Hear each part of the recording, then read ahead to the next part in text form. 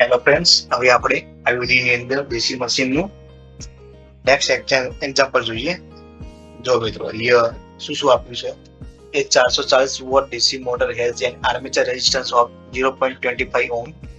It draws the armature current of 60 ampere when running at 750 rpm. Calculate the torque developed by motor.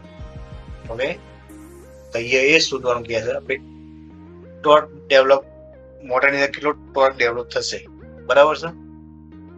Clear? આપણે તે શોધવાનું છે. Torque સમજ આપી આર્મેચરની અંદર. Okay, clear? તો અહીંયા આપણે શું આપ્યું છે? ડેટા જોઈ લઈએ. ડેટા ખાસ જોઈ લેવો પડે. વોલ્ટેજ આપેલા છે 440 વોટ. ઓકે, આર્મેચર રેઝિસ્ટન્સ આપેલો છે 0.25 ઓહ્મ. ઓકે, પછી આપ્યું છે તમને આર્મેચર કરંટ આપ્યો છે. આર્મેચર કરંટ આપેલો છે 60 એમ્પિયર.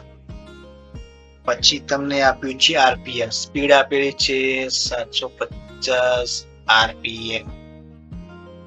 ઓકે, તો તમને શોધવાનો છે TA.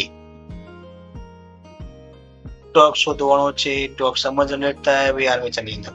Okay, armature torque develop કરવાનો છે. ક્લિયર?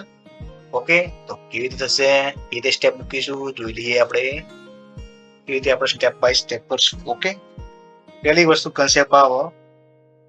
પ્રોસેસ આખી તમને ખબર જ હશે ડીસી મોટરની અંદર કે કેવી રીતે બેક ઇએમએફ જનરેટ થાય છે. બેક ઇએમએફ પછી આર્મેચર ની અંદર ટોર્ક જનરેટ થાય છે. તો પહેલી વસ્તુ back EMF. Back EMF of DC motor.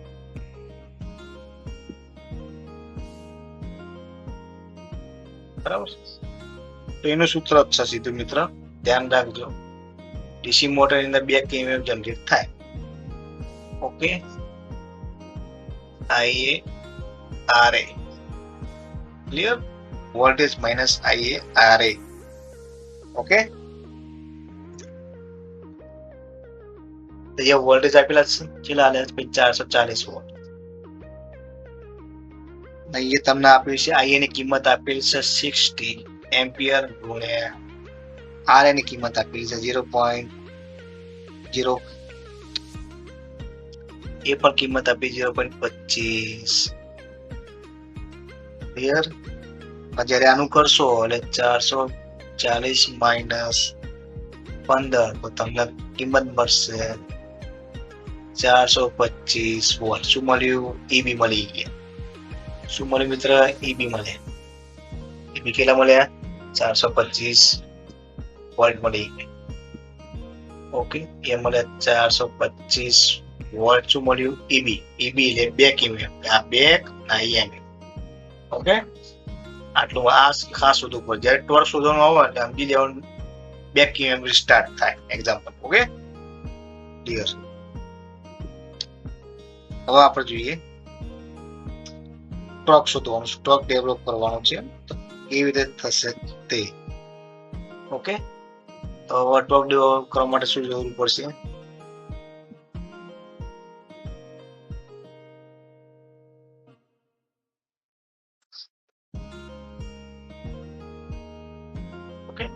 પહેલી વસ્તુ આર્મેચરની અંદર કેટલો પાવર ડેવલપ થાય છે એના સૂત્ર પરથી આપો ટોર્કની ગણતરી થશે.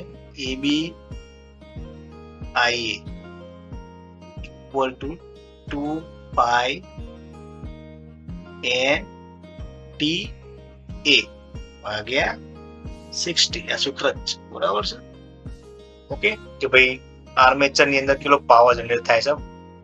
પહેલા વસ્તુ કીધી હતી આર્મેચરની અંદર કેટલું પાવર જનરેટ થાય પછી તમને ટોર્ક સૂત્ર મળે. હવે ટોર્ક કીધે શોધાય T. આના પર જ શોધા છે. ટેન્શન ના લે. 60 ઉપર લઈ જવાના. શું કર્યું? 60 ઉપર લઈ લીધા. ભાગ્યા કર્યા 2 pi n કર્યા. શું કર્યું? 2 pi n. આ સાઈડ જતા રહ્યા ગુણ્યા EB ઇન્ટુ આઈ, બરાબર. આની અંદર આપણે ટોર્ક શોધવાનું છે એટલે ટોર્કને કરતા કરે 60 ભાગ્યા આમાંથી સૂત્ર બની 60 ભાગ્યા 2 પાઈ એન ગુણ્યા ઈબી ઇન્ટુ આઈ એ. બસ હવે આપણા સૂત્ર મળી ગયું, સૂત્ર બનાવ્યું. ઓકે, હવે આની અંદર ખાલી કિંમત મૂકવાની છે 69. ઓકે, સળંગ લઈ લઈએ. ઈબી ની કિંમત આપણે મળી 425 વોલ્ટ. આઈ ની કિંમત આપણે અપાયા હતી જ 60 એમ્પિયર ભાગ્યા 2 નાઈમ. આની કિંમત આપણે અપાય છે 3.14.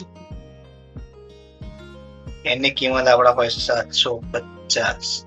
બધું ટોટલ મારશો એટલે 324.4 ન્યૂટન પર મીટર.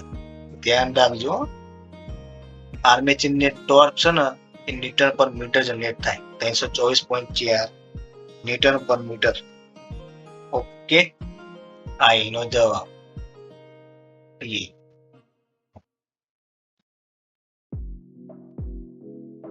ઓકે મિત્રો, આ રીતે સોલ્વ થાય.